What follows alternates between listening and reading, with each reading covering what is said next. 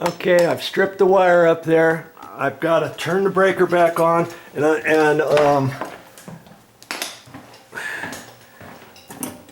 second one from the bottom. Got that on. I've got some wire testers here, and I always like to take my wire tester and make sure it works. I don't use it very often, and I got it crammed down in my nail bag. And so I'm gonna first off want to make sure that it's working, right? Plugging that in, and the little orange light, when I wiggle it, the orange light is on. Okay, so I know the tester's working. Okay, so now I can get up there. I get up there, and I don't know if you're gonna be able to see it or not. We'll see. We'll see. Now that should be hot. Okay. I put it to hot, the black and the ground. You see the orange lights on. The neutral, I think you just have to do that, okay? Or if I press the white and the black, and the orange light goes on. Voila! Okay? Isn't that pretty cool? That I've got everything set up now for the ceiling fan. I've got to make sure, I've always got to make sure to turn it off now, because like I say, I don't normally do a ceiling fan this way. This is the first one actually without having an actual wall switch to turn the power on and off. This switch, as you remember, turns on the lights by the bed. Okay, and I didn't want to have to go through all the hassle. Years ago, I would take this light switch out, take the box out, put a cut-in box in there, put a 2-gang ring in there, leave it open so I can fish a wire, go up in the attic, drill a hole, fish the wire down, take it over to your ceiling fan location, wire, and then put a 2-gang cut-in box in there, put this switch in, put a new switch in for the power for the ceiling fan, and all that kind of stuff. And then the ceiling fan power on off, even with the handheld remote. The handheld remote though only works when you have the ceiling fan power turned on, and you don't have to do that with this type of ceiling fan. Any type of new ceiling fan that has the fan control and it has the remote, you only have to have power up to the ceiling fan.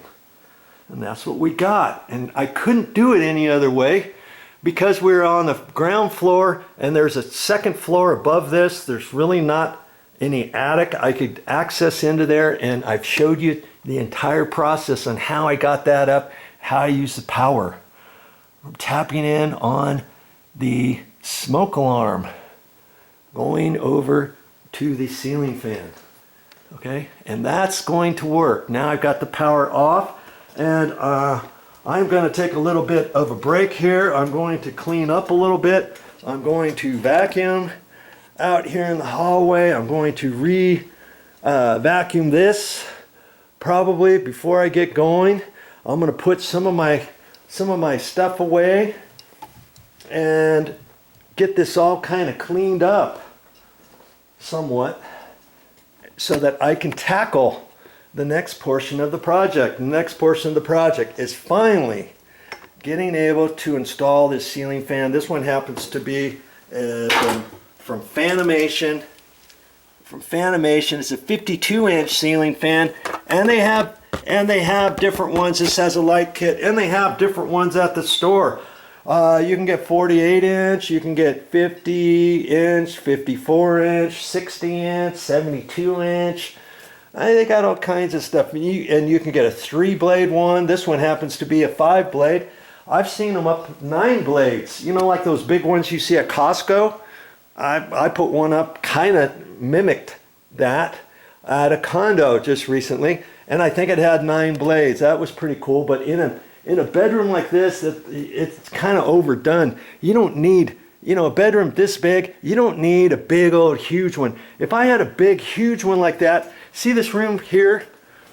I know it's kind of dark because we've got the lights off, but we could put a big huge ceiling fan right here, one without too long of an extension, and you could put a 9-blade one in here. See how big this room is, and then it would make sense. But I wouldn't want to put a big huge whopping one in a regular sized bedroom. If you got a huge master bedroom with an adjoining little suite and a bigger room than this, maybe you could get by with that. And even in bathrooms, you get a 3-blade one, you can get a 5-blade. I put in a 5-blade and it was a 32-inch one, I think, from before, and it worked out perfect.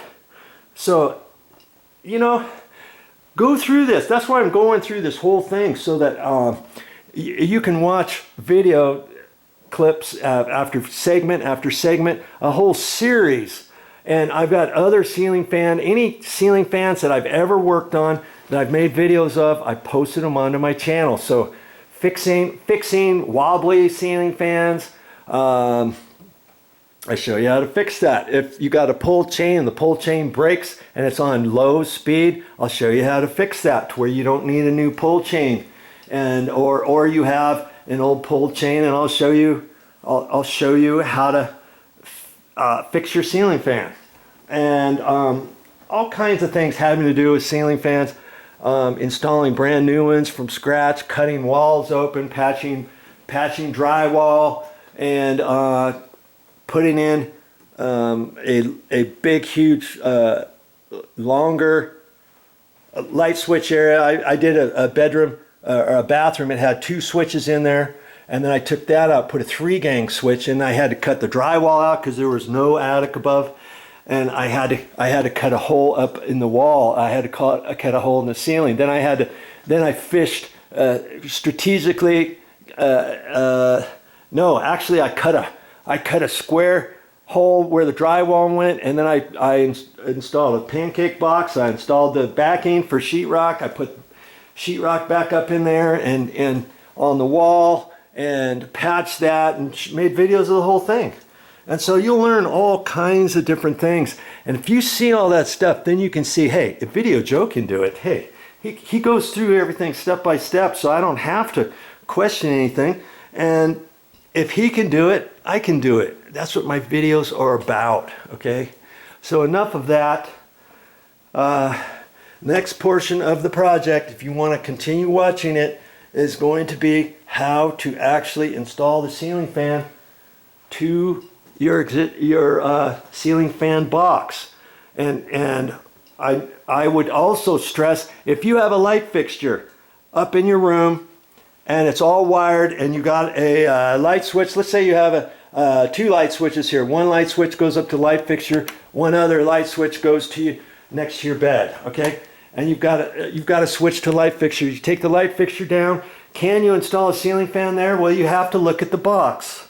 And you have to make a determination. Is that box big enough? Or not big enough, but is that box strong enough to hold the weight of your ceiling fan? If you have a little plastic box up there, and if it's only hung off of 2 nails on a plastic box, kind of like how this plastic box was, I would not recommend trying to install the ceiling fan on that, because first off, your ceiling fan mounting housing bracket that goes up to your box is only going to be screwed up into plastic threads up in a plastic box, plus the plastic box is only attached to one side of a floor joist or a ceiling joist, and your ceiling fan could hang down on one side, and over time with the ceiling fan going around and around, after time those mounting screws going up into that plastic box might pull out of there, you know what I mean? And down the ceiling fan's going to come, and whatever's down below the ceiling fan, look out. I wouldn't want to be the person underneath there, okay? So lots of things to make a determination, but once we're up to this point, the ceiling fan is going to go in. So if you want to watch those, stick around and watch that whole other new video series on how to install the ceiling fan. I have a pretty good idea what this video series is going to be about. Installing a ceiling fan? Yes, if you guessed that, you're right. I'm going to be installing this particular ceiling fan up there. It has a handheld fan control remote, and I'm going to show you how to install that. Okay? If you want to watch that, that's what this video series is all about.